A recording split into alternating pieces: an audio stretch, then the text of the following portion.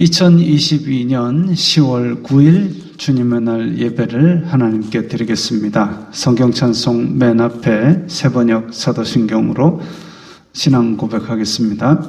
저는 전능하신 아버지 하나님 천지의 창조주를 믿습니다. 저는 그분의 유일하신 아들 우리 주 예수 그리스도를 믿습니다.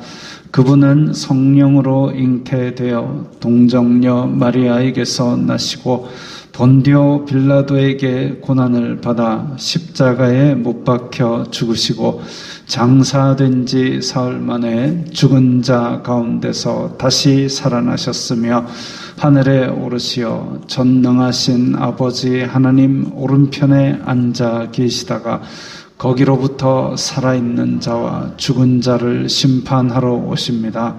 저는 성령을 믿으며 거룩한 공교회와 성도의 교제와 죄를 용서받는 것과 몸의 부활과 영생을 믿습니다. 아멘.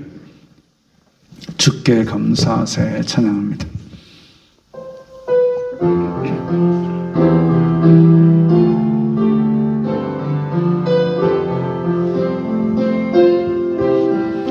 주께 감사하세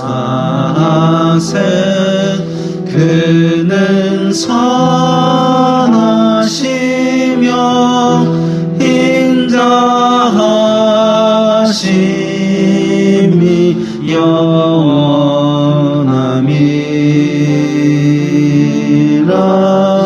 주께 감사하세 그는 선하시며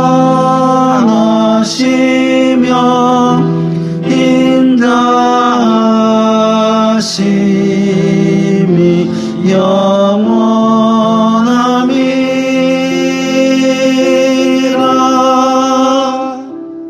아멘.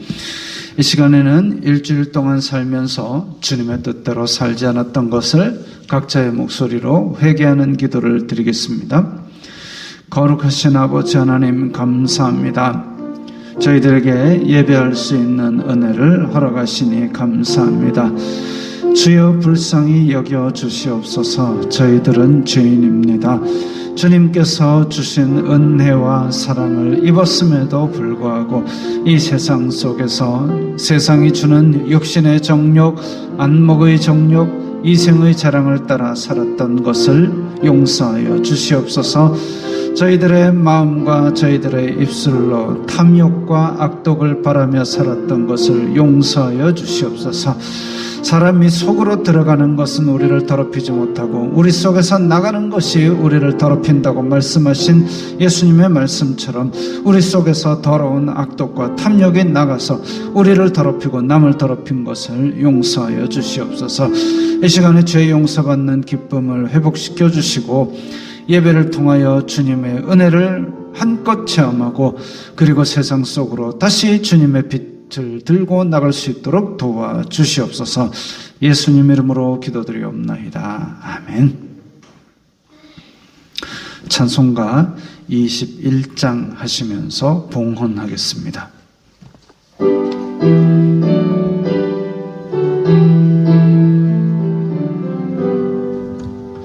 다 찬양하여라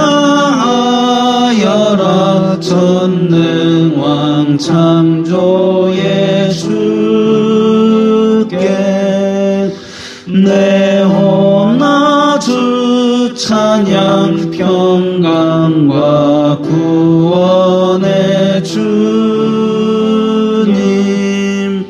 성도들아 주 앞에 이제 나와 즐겁게 찬양하여라.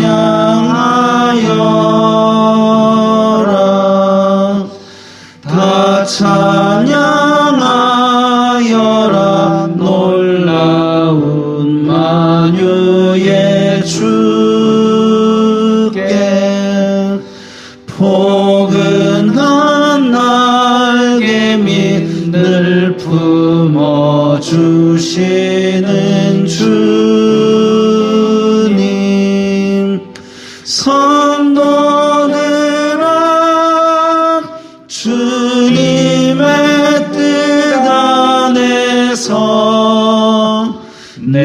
소원 다 이루리라. 다 찬양하여라. 온 마음과 마음을 바쳐 이 세상 만물이 주 앞에 다 나와 찬양. 성도들아 기쁘게 소리 높여 영원히 찬양하여라.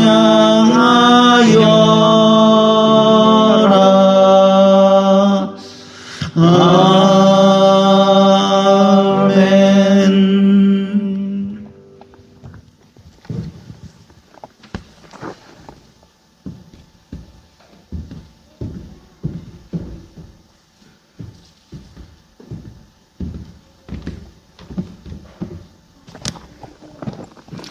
거룩하신 아버지 하나님 감사합니다.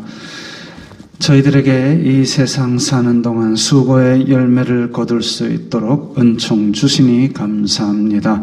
주님의 은혜 감사하여서 이렇게 각기 예물을 주님 앞에 드렸사오니 주님 기쁘게 받아 주시옵소서. 이 예물이 쓰이는 곳마다 아버지 하나님의 영광이 나타나고 예수 그리스도의 사람 살리는 복음이 전파되게 하여 주시옵소서. 내리교회 성도들 주님 앞에 기쁘고 감사하게 예물을 드릴 때에 세상 속에 나가서 물질로 시험 들게 하지 마시고 오히려 나누어 주고 퍼줄 수 있는 은혜의 통로가 되게 하여 주시옵소서. 예수님 이름으로 기도드리옵나이다. 아멘.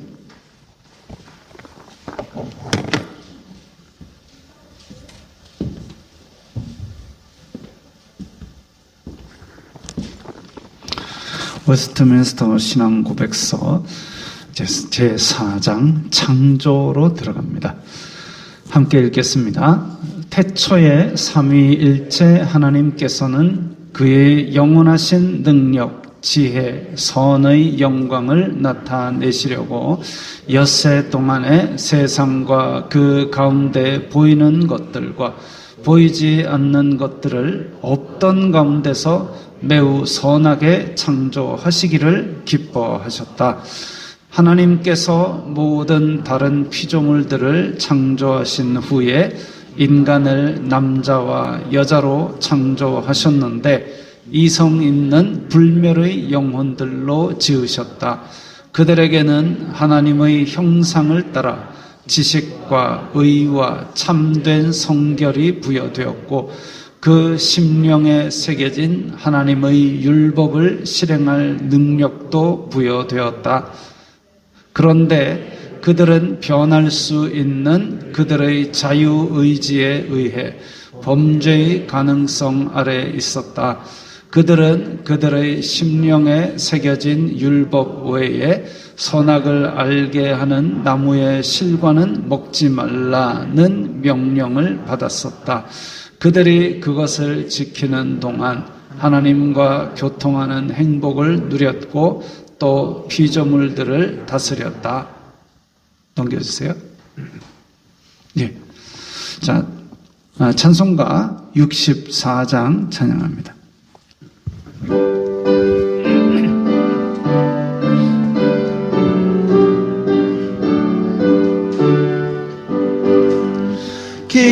기뻐하며 경배하세 영광의 주 하나님.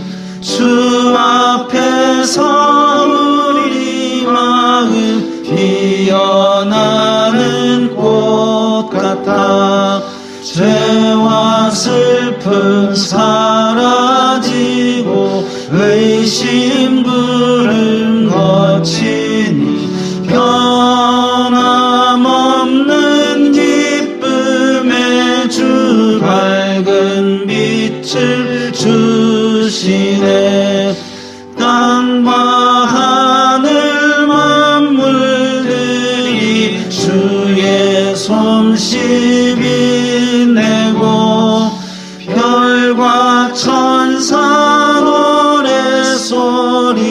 끊임없이 드높아 물과 숲과 산과 벌짝 들판이나 바다나 모든 만물 주의 사랑 기뻐 찬양하여라.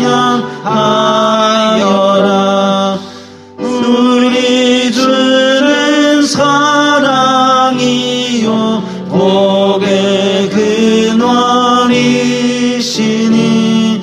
삶이 기쁜 샘이 되어 바다처럼 넘치네. 아버지의 사랑 안에 우리 모두 형제니 서로 사랑하게 도와주시옵소서. 새벽별의 노래 따라 힘찬 찬송 부르니 주의 사랑 줄이 되어 한맘 되게 하시네. 노래하며 행진하여 싸움에서 이기고 승전가를 높이 불러 주께 영광 돌리세. 아멘.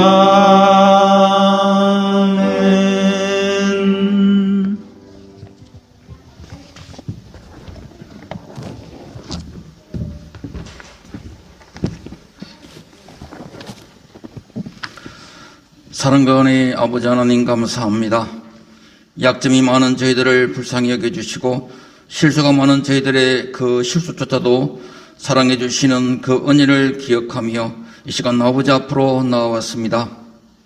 약점도 많고 실수도 많이 하지만은 하나님의 자녀로 택하여 주신 은혜에 감사하며 선물로 주신 구원의 기쁨을 붙들고 하루하루 주님을 닮아가는 삶을 살기를 소원합니다. 아버지 하나님, 이 기쁨을, 이 은혜를 원수마귀의 유혹에 빼앗기지 않도록 지켜주시옵소서. 세상의 탐욕과 악독에 흔들리면서도 괜찮겠지, 이 정도야, 한 번만, 남들도 다 하는데 하나님은 모르시겠지 하고 타협하고 우리들 속에 계신 성령님을 근심케 하는 죄를 짓지 않도록 지켜주시옵소서. 근신하며 말씀으로 깨어있게 하여 주시옵소서. 매일매일 말씀을 읽고 듣고 묵상하며 게으르지 않고 열심을 내게 도와주시옵소서. 기도하기를 쉬는 죄를 범하지 않도록 지켜주시옵소서. 나의 힘이 되신 여호와를 찬송하며 내 영광을 위하여 살아가는 어리석음보다 하나님의 영광을 위하여 나타나며 살아가는 복된 인생 되게 하여 주시옵소서. 미련하고 약한 저희들을 하나님의 자녀로 택하여 주시고 하나님의 은혜로 세워주신 교회를 건강한 교회, 아름다운 교회로 만들어가는 기쁨을 더하여 주심을 감사합니다. 담임 목사로 세우신 강신년 목사님, 교회의 은혜의 통로, 복의 통로로 세워주심을 감사합니다. 목사님 성령 충만으로 항상 채워주시옵소서. 강단에서 선포되는 말씀을 통하여 목사님의 일상을 통하여 은혜가 되고 힘이 되는 능력을 더하여 주시옵소서. 교회에 속한 모든 성도들 허락하신 가정에서 일터에서 이웃들에게 빛과 소금의 사명을 힘있게 감당할 수 있도록 도와주시옵소서. 소금이 맛을 잊지 않게 하시고 빛이 감춰지지 않고 더 밝게 비춰질 수 있도록 건강하게 형통하게 힘차게 살아갈 수 있는 복의 복을 더하여 주시옵소서. 탐욕과 악독으로 가득 차서 더욱 혼란하고 어려워져 가고 있는 이 땅을 불쌍히 여겨주시고 회복시켜 주시옵소서. 나보다 남을 높이고 겸손히 낮은 마음으로 섬기는 나라, 하나님의 통치하심이 저희들이 속한 자리에서부터 시작되어 이 땅을 건강하게 고쳐나가는 은혜를 내려 주시옵소서. 함께 동력하는 교회들과 기관, 선교사님들을 기억하여 주시고 맡겨진 사명을 힘있게 감당할 수 있도록 도와 주시옵소서. 말씀을 들을 때 주실 말씀을 사모하는 좋은 마음밭이 되게 하여 주시옵소서. 세상의 염려와 재물의 유혹에 말씀이 맡겨서 결실하지 못한 일이 없도록 정신을 차리고 마음밭을 갈아엎고 말씀에 집중할 수 있도록 지켜주시옵소서. 이 모든 말씀 예수님 이름으로 기도드립니다. 아멘.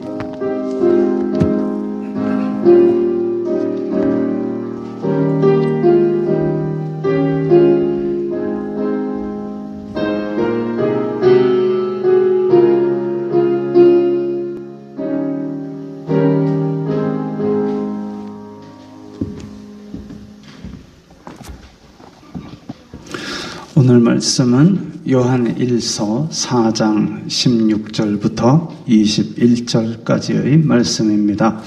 신약성경 392면 요한일서 4장 16절부터 21절까지의 말씀 함께 읽겠습니다. 하나님이 우리를 사랑하시는 사랑을 우리가 알고 믿었노니 하나님은 사랑이시라. 사랑 안에 거하는 자는 하나님 안에 거하고 하나님도 그의 안에 거하시느니라. 이로써 사랑이 우리에게 온전히 이루어진 것은 우리로 심판날에 담대함을 가지게 하려 함이니 주님께서 그러하심과 같이 우리도 이 세상에서 그러하니라. 사랑 안에 두려움이 없고 온전한 사랑이 두려움을 내쫓나니 두려움에는 형벌이 있음이라. 두려워하는 자는 사랑 안에서 온전히 이루지 못하였느니라. 우리가 사랑함은 그가 먼저 우리를 사랑하셨음이라. 누구든지 하나님을 사랑하노라 하고 그 형제를 미워하면 이는 거짓말하는 자니 보는 바 그 형제를 사랑하지 아니하는 자는 보지 못하는 바 하나님을 사랑할 수 없느니라. 우리가 이 계명을 주님께 받았나니 하나님을 사랑하는 자는 또한 그 형제를 사랑할지니라. 아멘.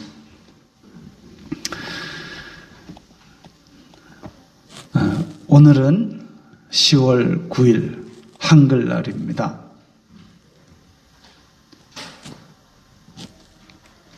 지난주에는 리모컨이 한 번 누르니까 끝까지 넘어가더니 오늘은 안 되는 기적을 보여주고 있습니다. 한 장만 넘겨주세요. 위에서도 안 되는 기적이 일어나고 있습니다. 네. 한글날입니다. 한글날 이러면 우리가 훈민정음 창제를 생각하는데 훈민정음 서문에 보면 이게 참 옛날에 선생님들은 무조건 다 외우라 그랬죠. 훈민정음 서문 외워라. 수업 시간에 딴 거 안 합니다. 오늘 10월 9일 9번 일어납니다. 외워봐. 나란 말씀이 둥글게 달아 문자로 서로 삼았디 아니할 나와. 9번 다음에 10번.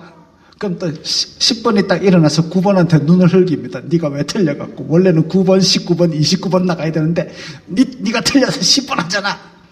그러면 이제 20번의 심장이 철렁 내려앉습니다. 야, 10번 틀리면 이제 20번 내려앉는구나. 그래가지고 이제 나라 말씀이 둥경에 따라 문자로 서로 막 열심히 외웁니다.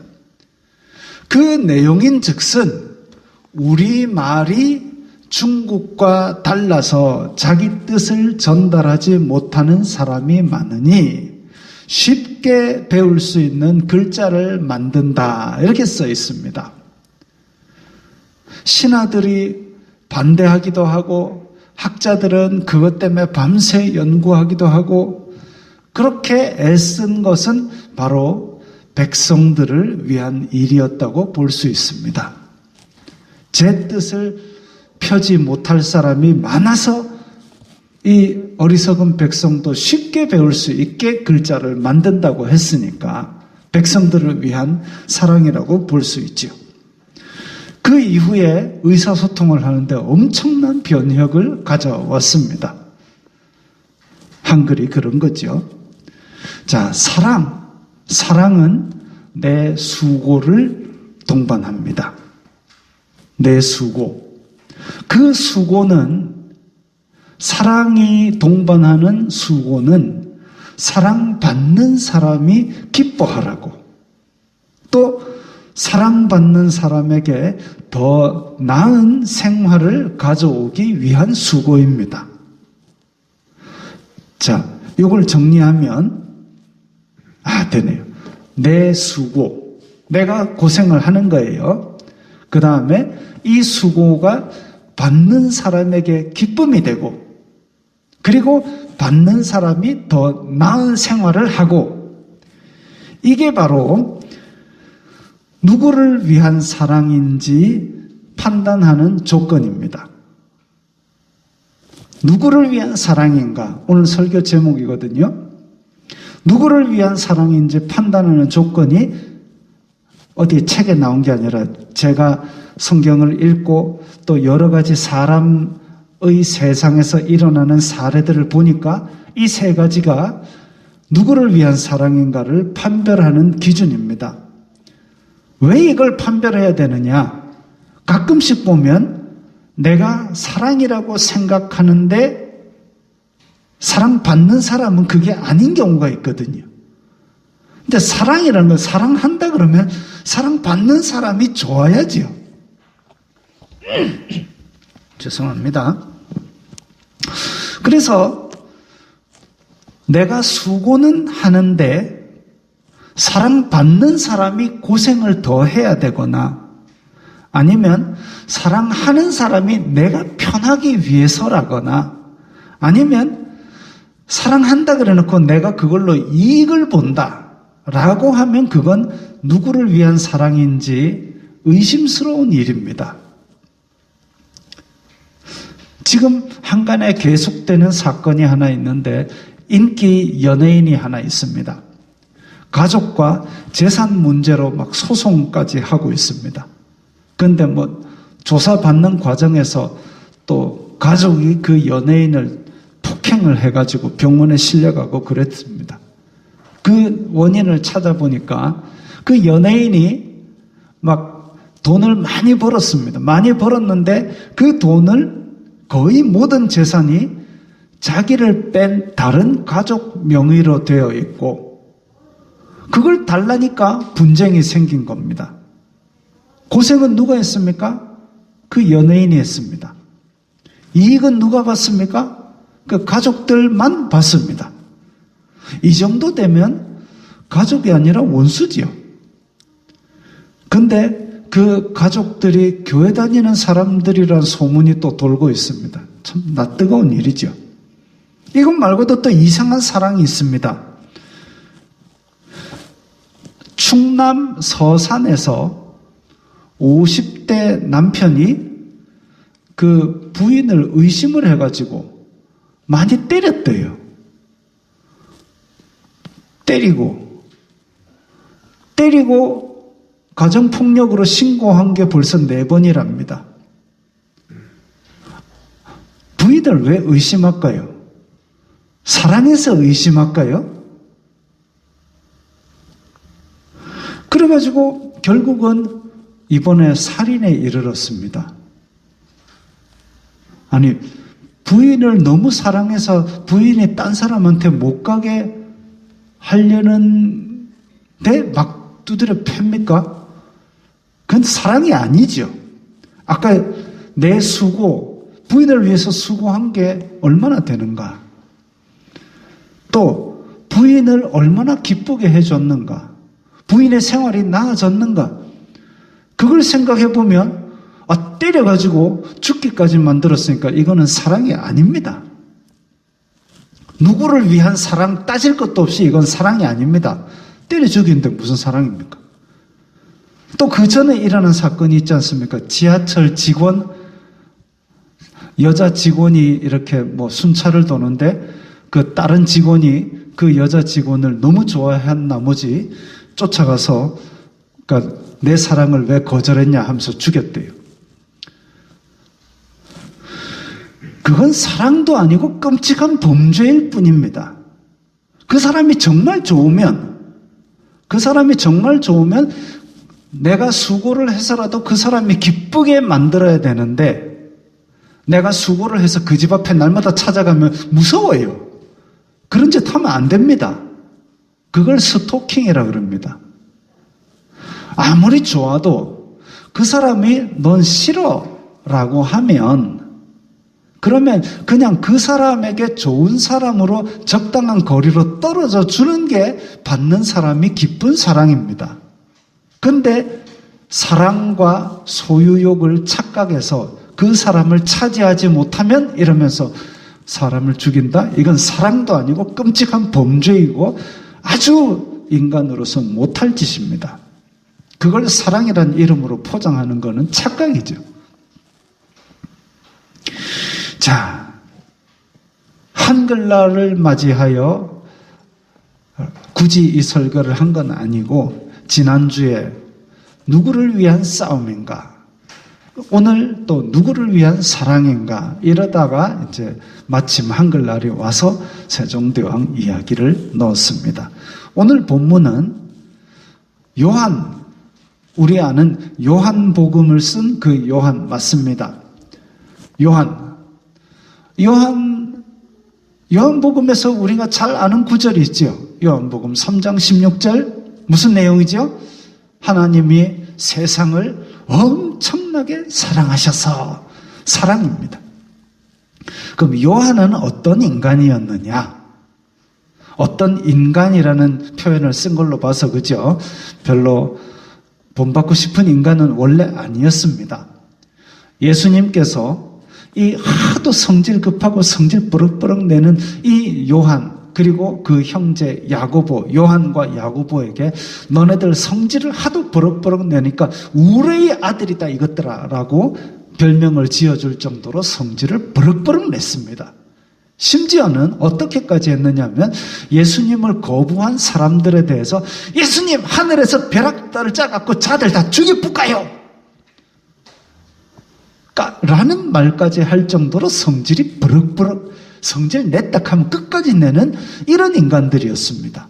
그래가지고 성경에는 기록이 안 됐지만 예수님께서 야 이놈들아 내가 살리러 왔는데 너희는 죽인다 하면 말이 되나?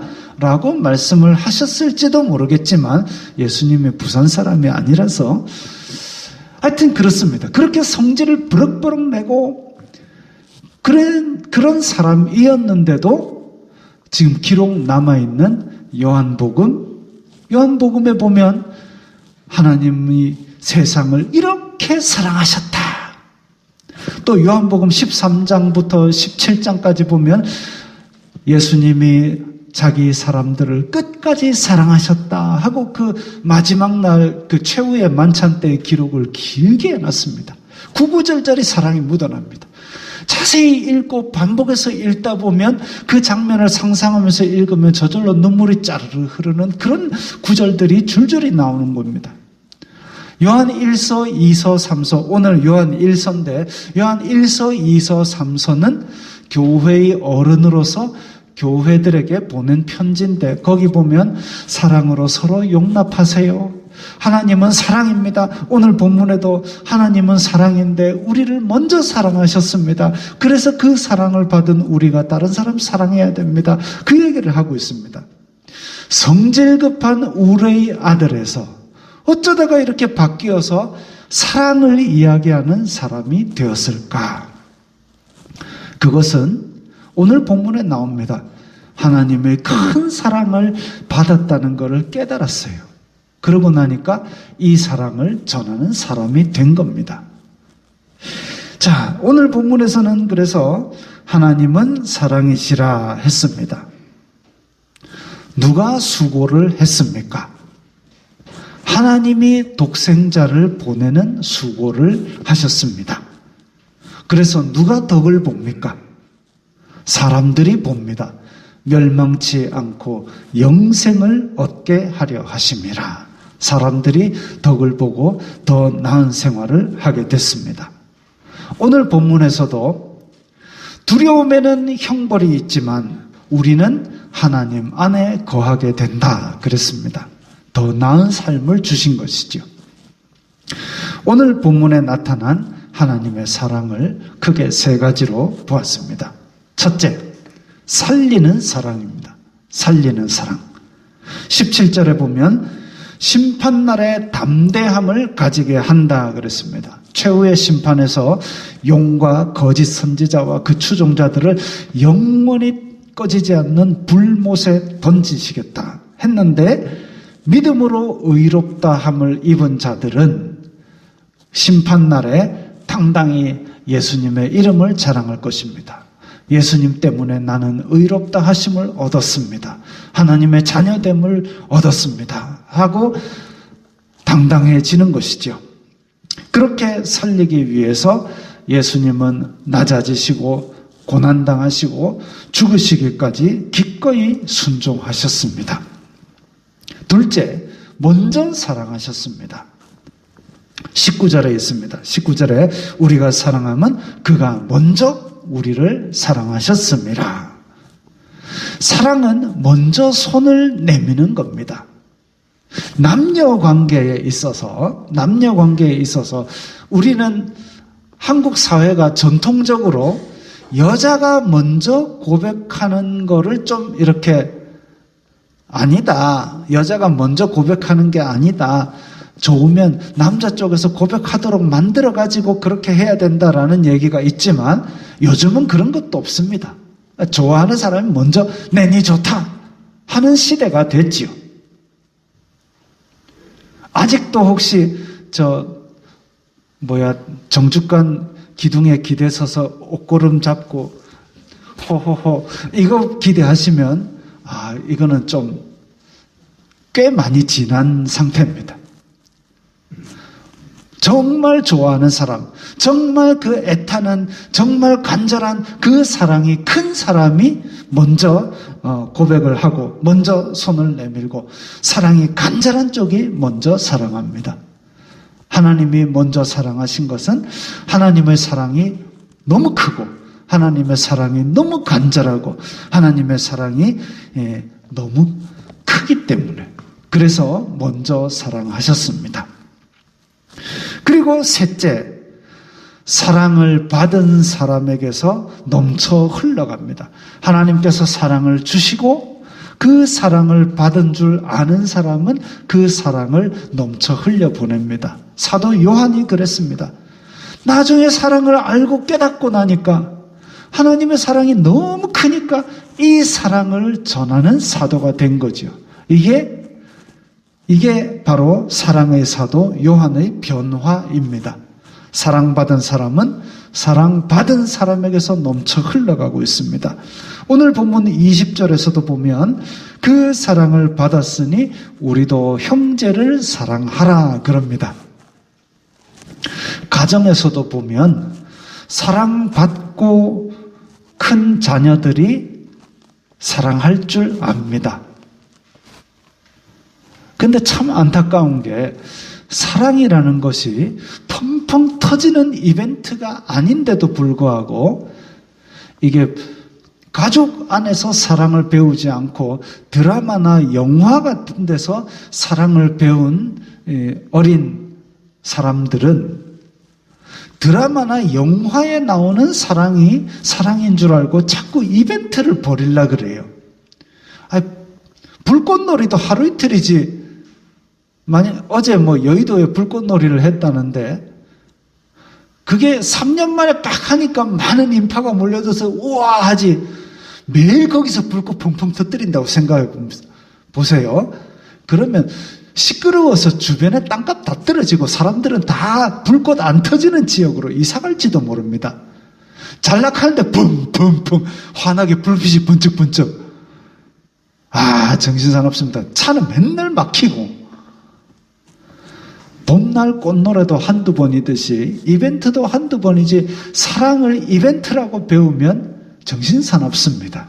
사랑은 아까 얘기했듯이 내가 수고하고 받는 사람이 기뻐하고 받는 사람이 더 나은 생활로 나아가는 그게 바람직한 방향이죠. 그래서 가정에서 서로 배려하고 서로 위해주고 서로를 위해서 섬기는 이 사랑을 보고 배운 자녀들이 사랑 제대로 할 줄 알게 됩니다.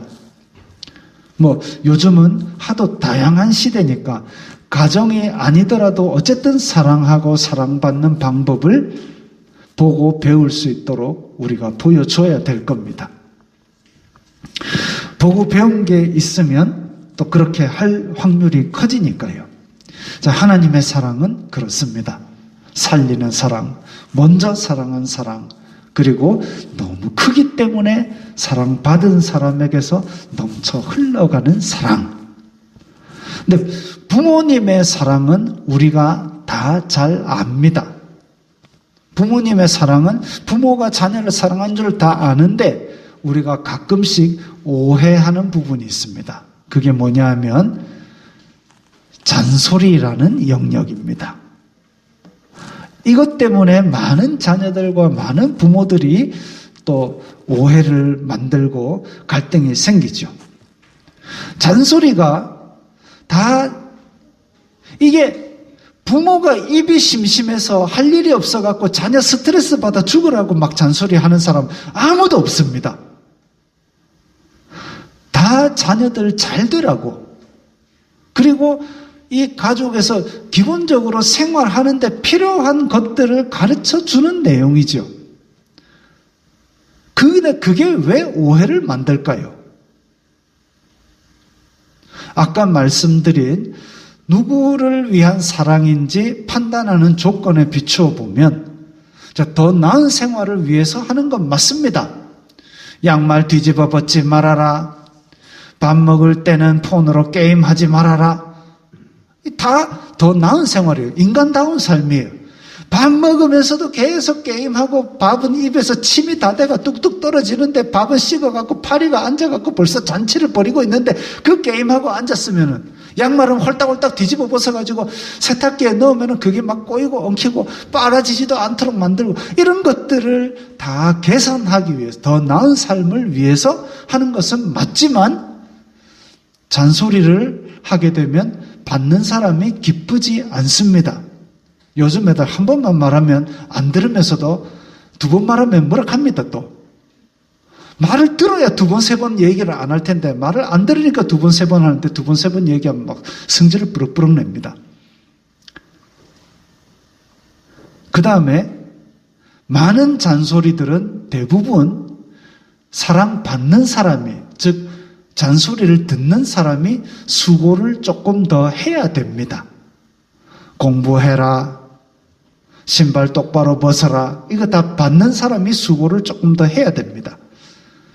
근데 그 선을 좀 과도하게 넘어가면 결국 내 보기에 좋으려고 잔소리를 하는 셈이 됩니다.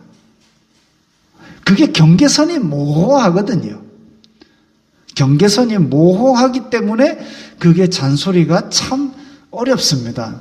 잔소리의 선을 정하기가 어렵습니다. 저도 듣는 입장에서 이제 잔소리를 하는 입장이 되었는데 내 보기에 편하려고 잔소리를 하는 경우로 넘어서는 때가 생길 겁니다. 경계선이 모호하기 때문에. 그래서 한두 번 얘기해서 안 들으면 성질 부럭부럭 내면서 부정적인 감정까지 쏟아내버리면 이제 선을 넘는 데 대해서 자녀는 오해를 확실히 하게 되죠. 이게 왜 이렇게 내가 이런 소리까지 들어야 되지? 오해가 더욱 커집니다. 아까 말씀드린 것처럼 세 가지 조건 중에서 더 나은 삶을 위한 거는 맞는데 수고도 내가 해야 되고 안 기쁜데 그러면 이게 과연 누구를 위한 사랑이지? 이게 사랑이라고 할 수 있을까? 오해를 사게 만들어져 있습니다. 그래서 잔소리는 사랑의 표현이라 할지라도 전달하는 방법을 세심하게 배려해야 그 사랑이 오해 없이 전달이 됩니다. 근데 여기서 넘어서서 자녀의 혹은 아내의 혹은 남편의 삶을 향상시키려는 것 말고도 같이 살다 보면 갈등이 생길 수 있지요. 그럴 때에 화를 버럭버럭 내는 분들도 가끔 있습니다. 사랑한다는데 화를 버럭버럭 내고 소리를 버럭버럭 지릅니다. 뭔가 모순되지 않습니까? 그런 경우는 있을 수 있어요. 사랑한다. 안 들려. 크게 말해봐. 사랑한다고.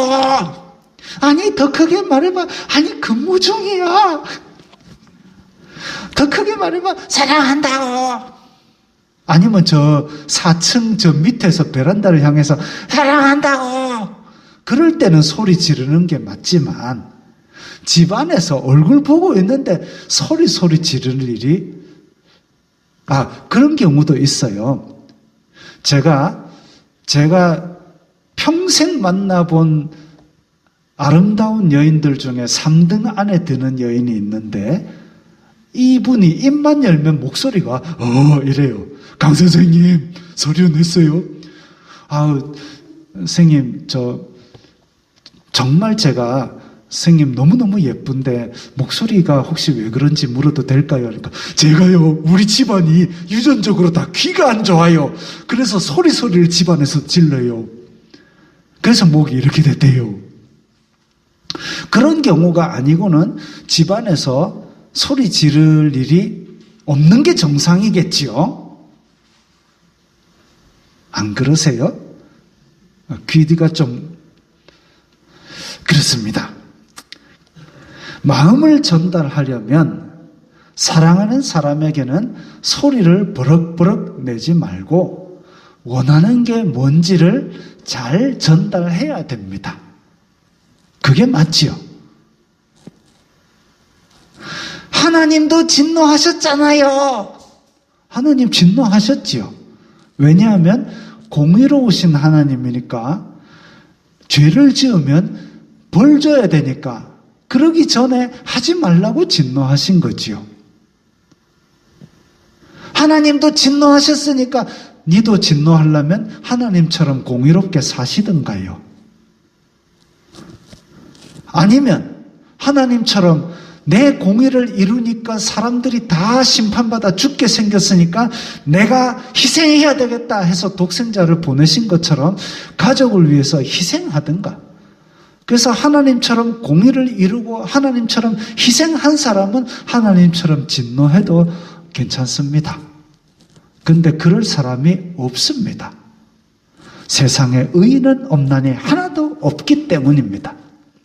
그래서 자기 편한 것만 하나님 들이대는 것은 사랑이 아닙니다.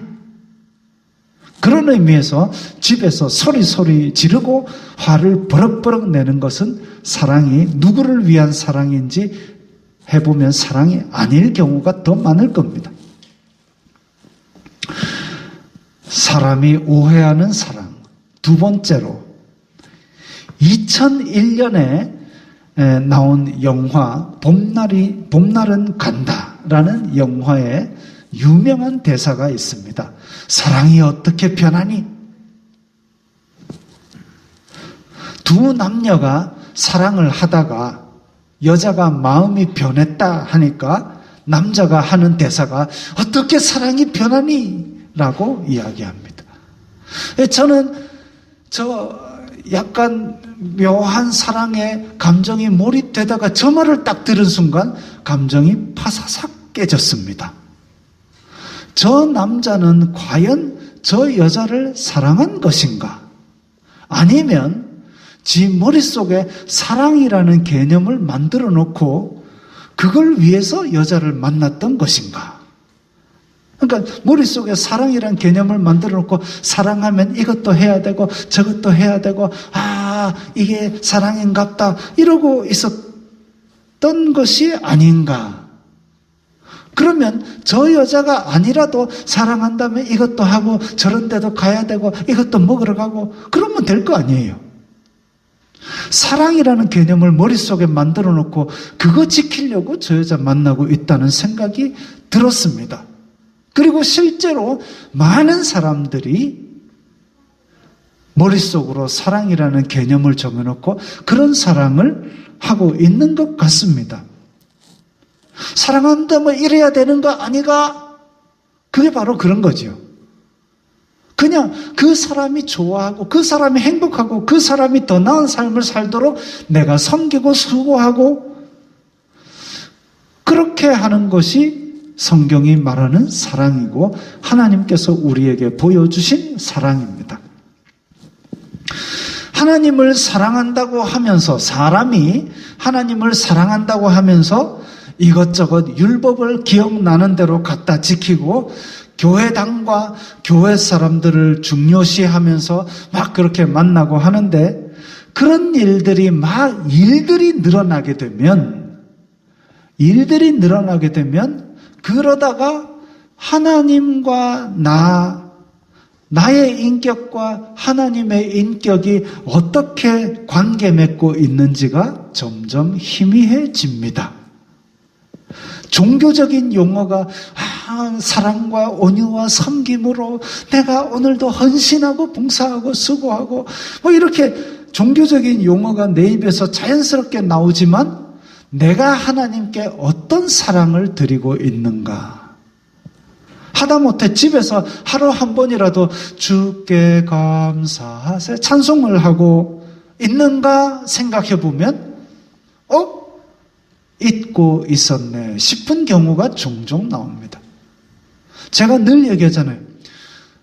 잘 때 누워서 잠들기 직전에 기도 한마디라도 하고 잠 깰 때 눈 딱 뜨고 불떡 일어나기 전에 기도 한마디 하고 하루의 시작과 끝을 기도로 시작하고 마치고 또 평상시에 입에서 찬송을 흥얼흥얼 내 입 밖으로 소리가 나도록 찬송을 하고 요즘 온라인 예배하면서 사람들이 입에서 찬송을 많이 잃었어요. 왜? 예배 시간에 같이 찬송을 부르면 소리 나는 것 때문에 묻어서 찬송을 하는데 집에서 틀어놓고 찬송을 하려고 그러니까 이게 참 어색하거든요. 소리 내기가 참 어색한가 봅니다. 그럼에도 불구하고 소리를 내야 되는데 나 혼자 있을 때도 흥얼흥얼 찬송을 하게 되면 그 찬송으로 인하여 정말 하나님의 사랑을 다시 깨닫게 될 텐데 내 입으로 찬송을 잘 안 해요. 요즘 세대가 그렇습니다. 젊은 세대는 더 그렇습니다. 찬양 집회를 다녀보면은 제일 힘든 게 중학생 집회입니다. 노래 절대로 따라 안 합니다. 왜냐하면 변성기가 와가지고 노래 조금만 올라가면 이 삑사리라 부르는 이탈이 나거든요. 그러면 부끄러우니까 아예 소리를 안 냅니다. 근데 얘네들이 그렇게 소리를 완전히 안 내기로 결계가 쳐져 있느냐면 그렇지는 않아요. 가수 콘서트 가면 떼창을 합니다. 그렇다는 얘기는 찬송을 하도록 만들 뭔가가 마음속에 있어줘야 된다는 거죠. 그럼 그 있어줘야 되는 동기를 누가 줄 수 있느냐? 목사가 줘야 되고 부모가 줘야 됩니다. 근데 목사가 노래를 못해갖고 우리 장 집사님이 노래를 쫙 해갖고 얼마나 든든한지 모릅니다. 그래서 마음껏 크게 하십시오. 어지간히 삑사리 나도 장 집사님 목소리가 워낙 좋아갖고 딴 사람한테 안 들리거든요. 소리 크게 찬양하십시오. 그리고 혼자 있을 때도 집에 있을 때도 찬송하십시오. 늘 부르는 거 있지 않습니까? 주께 감사하세. 하나님께서 당신을 통해 다 외우시죠? 외울 때까지 계속 할 겁니다. 하십시오. 그렇게 찬송을 하고 기도를 하고 그게 바로 하나님을 사랑하는 방법입니다. 아까 제가 일이 자꾸 늘어나면 하나님과의 관계 맺음을 잊고 지내는 경우가 있다 그랬습니다. 언제 그랬냐면 일제강점기 때 그랬습니다. 그때 한국 기독교가 신사참배하면은 다 잡아간답니다. 그래서 그때 이제 조선예수교 장로회 총회에서 신사참배는 국가 행사니까 하기로 가결했습니다. 결정했어요. 총회 차원에서 기독교 차원에서 신사참배하자 그렇게 땅땅땅 결정하고 교회당을 지켜내고 주일 예배를 지켜냈습니다. 근데 교회당과 주일 예배가 누구를 위한 겁니까? 하나님을 위한 겁니다. 근데 신사참배는 누구를 위한 겁니까? 하나님을 반대하는 걸 위한 겁니다. 교회당과 주일 예배를 지켜내기 위해서 하나님과 반대하는 짓을 결정한 것은 결국은 교회당과 주일 예배를 지켰지만 사도들로부터 이어진 교회는 망한 겁니다. 말 돌려서 변명할 것도 없이 그거는 땅을 치고 회개할 일입니다. 한국 교회가. 교회사에서 있은 이 큰 과오에 대해서 하나님 우리가 그때 잘못했습니다. 우리의 선배들이 잘못해서 그 죄를 우리가 지고 회개하오니 용서하옵소서. 회개해야 됩니다. 생각날 때마다 또 해야 됩니다.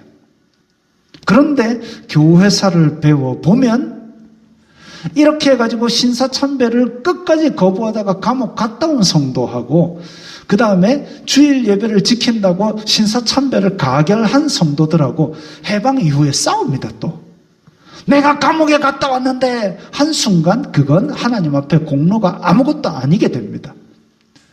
내가 주일을 지키느라 그거를 했는데 감옥 간 게 훈장이고 교회당을 지킨 게 훈장이고 누구를 위한 사랑입니까? 아무것도 아닙니다. 정작 하나님을 위해서는 아무것도 남은 게 없는 그런 겁니다. 그래서 우리가 누구를 위한 사랑인가는 잘 생각을 하고 수시로 점검을 해봐야 됩니다. 가족을 사랑하십니까? 가족을 위한 사랑을 하십시오. 내가 먼저 수고하고 받는 가족이 기쁜가? 그걸 생각을 하고 그리고 받는 가족이 더 나은 삶을 사는가? 그걸 생각을 하십시오. 하나님을 사랑하십니까? 그러면 하나님을 위한 사랑을 하십시오. 내가 수고하고 하나님께서 기쁘게 받으실 만한 일을 하고 하나님과 더 나은 관계를 만들 수 있는 생활을 하십시오. 하나님을 사랑한다는 사람들이 열심, 충성, 경건생활, 사람들의 칭찬에 빠지다 보면 우리 선배들처럼 내가 신사참배를 거부하고 감옥에 갔는데 혹은 내가 교회당과 주일 예배를 지켜냈는데 그런 공로에 빠지고 자기 편한 사랑, 자기가 만든 개념을 지키는 사랑, 그런 사랑에 빠지게 됩니다. 하나님을 사랑한다면 하나님을 위한 사랑을 하십시오. 받는 분을 위한 사랑을 하십시오. 하나님께서 먼저 사랑하셨기 때문에 우리가 하나님을 위한 사랑을 하려고 하면 그 눈이 열리는 순간 하나님께서 주신 큰 사랑을 더 풍성하게 깨닫게 됩니다. 내가 하나님을 위해서 뭔가를 하려고 하면 하나님께서 이렇게까지 우리를 사랑하셨구나. 그걸 깨닫게 되고 또 하나님께서는 너무너무 기뻐하셔서 네가 나를 위한 마음이 이렇게 기특하구나 하고 더욱 풍성하게 우리의 관계가 하나님과 나와의 관계가 더욱 풍성해질 것입니다. 더 겸손하게 더 낮은 자세로 사랑할수록 하나님의 사랑이 내 속에서 더욱 흘러나와 나와 내 주변의 사람들을 더욱 행복하게 만들 것입니다. 이 말씀을 생각하시면서 우리도 저런 사랑을 하겠습니다. 결단하는 기도를 다 함께 드리겠습니다. 거룩하신 아버지 하나님 감사합니다. 우리가 사랑을 한다고 하면서도 때로는 나를 위한 사랑, 때로는 내 머릿속에서 어떤 관념을 정해놓은 그 사랑, 이런 것들을 오해하면서 사랑이라고 착각하고 있습니다. 하나님을 위한 사랑, 사람을 위한 사랑은 내가 먼저 낮은 자리에서 수고하고 섬기고 또한 받는 사람이 기뻐하고 받는 사람이 더 낫게 될 때에 그 사랑이 더 유효하고 더 풍성한 것을 알게 되었습니다. 주여 저희들에게 이 사랑을 할 수 있도록 눈을 열어주시고 예수 그리스도의 사랑이 우리 속에서 흘러나갈 수 있도록 인도하여 주시옵소서. 그리하여 하나님의 사랑이 우리 가운데 더 풍성히 이루어지게 하여 주시옵소서. 예수님 이름으로 기도드리옵나이다. 아멘. 하나님께서 당신을 통해 합니다.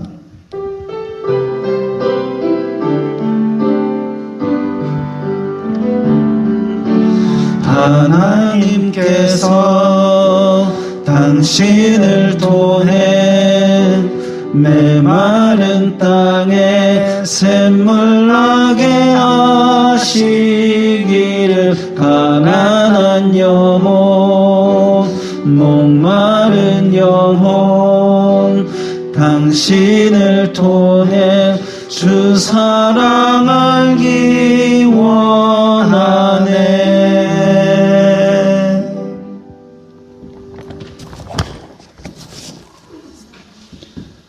주 예수 그리스도의 은혜와 하나님 아버지의 사랑과 성령 하나님의 교통하심이 너희 무리와 함께 있을지어다. 아멘.